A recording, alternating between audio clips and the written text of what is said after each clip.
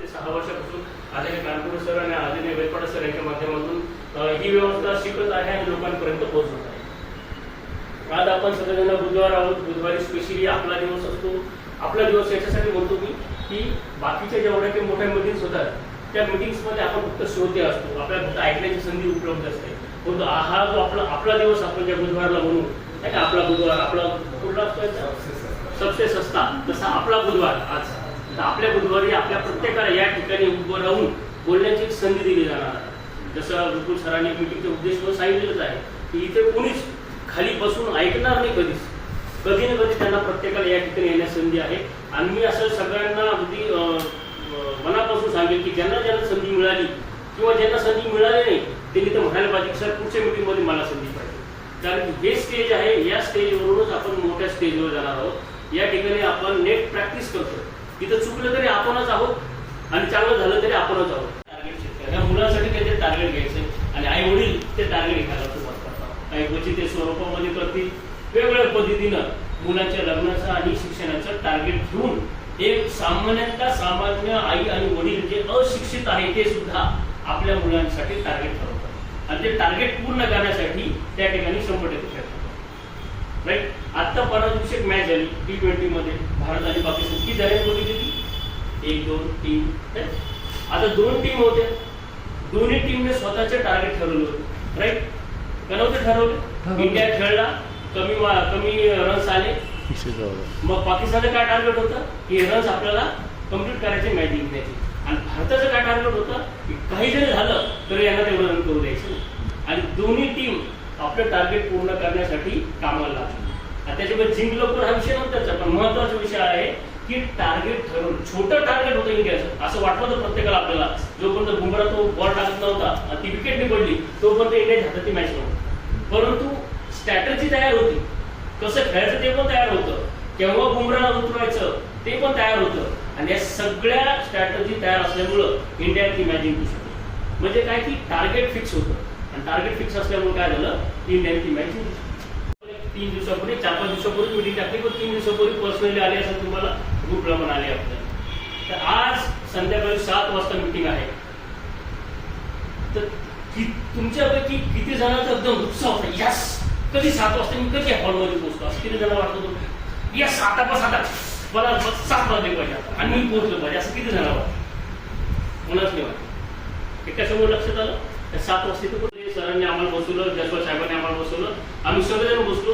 जयस्वाल साहेबांनी, कानपुरे सरांनी, धनंजय येरोळ सरांनी, त्यानंतर मोठ्या अप्लायच्या मीटिंगमध्ये सुद्धा आम्ही बसलो. त्या ठिकाणी त्या मीटिंगमध्ये आम्हाला सांगितलं काय की जर तुम्हाला आरसीमध्ये यशस्वी व्हायचं असेल तर तुम्हाला तुमचे ड्रीम्स ठेवा, तुम्हाला तुमचे गोल घ्यावं लागतील. जोपर्यंत तुम्हाला जायचं कुठं माहित नाही तोपर्यंत तुम्ही त्या ठिकाणी पोहोचणार नाही. आणि सरांनी, जयस्वाल साहेबांनी उत्कृष्ट त्यांची ड्रीमची डायरी आम्हाला, त्यांच्या ड्रीमच्या डायरीमध्ये काय होतं, एक मोठा बंगला होता, मोठा आलिशान कार होत्या, एक नंबरचा एवढा पैसा बँक बॅलन्स असणार आहे, माझ्या मुलाचं शिक्षण या ठिकाणी असणार आहे, या परदेशामध्ये असणार आहे, या ठिकाणी आम्हाला फिरायला जायचं. त्याचे मोठे चित्र त्या पूर्ण डायरीमध्ये सरांनी आम्हाला दाखवले.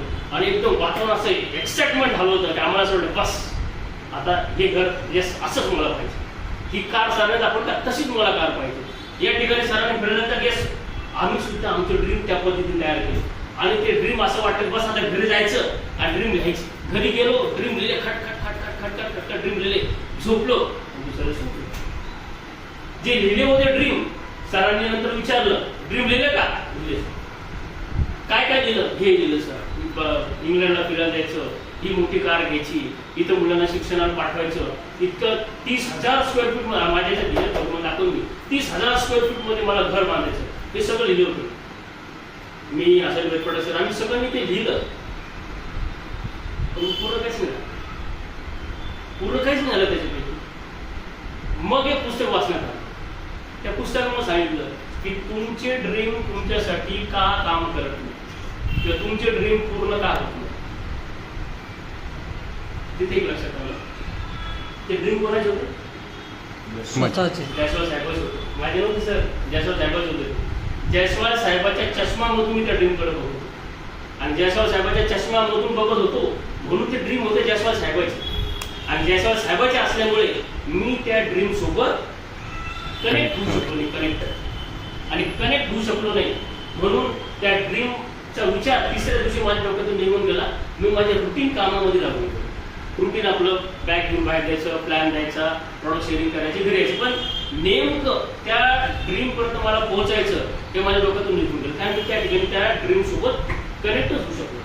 पुस्तकामध्ये एक वाचनासंबंधी पुस्तक, त्या पुस्तकामध्ये जसं जसं उतरवले, म्हणजे आता हे माझे झाले का पुस्तकामधून याच्यामध्ये उतरवले. त्यामुळे हे लिहिले पण कनेक्ट नाही झालं, मी कनेक्ट नाही. त्यानंतर परत त्याचा काही लिहिण्याचा प्रयत्न केला तरी पण मी त्या ठिकाणी कनेक्ट नाही झाला. कनेक्ट झालो असतो तर आतापर्यंत ते पूर्ण झाले असते. स्वयंका बॉस होणं म्हणजे मी स्वतःचा बॉस, मी लोक सोडलेच आतापर्यंत, पण आणखी पण नोकरीमध्ये का बरं तुम्ही कनेक्ट नाही झालो तसं. त्याच्यानंतर मग पुढं काही कनेक्ट होण्यासाठी मी पुढच्या काही गोष्टी कम्प्लीट करतो. तर मला हेच लक्षात जाणून द्यायचं की तुमच्यापैकी किती जणांची ड्रीमची यादी काय आहे, किती जण काय आहे, 2, यांची अर्धी तयार आहे, यांची नाही, त्यांची नाही, काही पण आता काही पण आता 1, 2, 3, 4, 2 जणांची तयार आहे, एका जणांची अर्धी तयार आहे, दोघांची नाही. बॅग भरलेली, बूट घातलेले, कपडे पण घातलेले, आपण रिक्षानं गेलो बस स्टँडला आणि बस स्टँडला उभे जायचं कुठं माहित नाही आपल्याला, पोहोचणार का आपण, पोहोचणारच नाही. आणि जर जायचं कुठं माहित नाही आणि पोहोचणारच नसेल तर दोष कोणाचा आहे, आपला. आपण त्याच्यावर वर्कआउट केलं म्हणजे आपल्याकडं आपल्या ड्रीमची यादी जर का असेल तर पुढच्या गोष्टी आपल्याला त्या ठिकाणी आरसी मध्ये मिळू शकतात.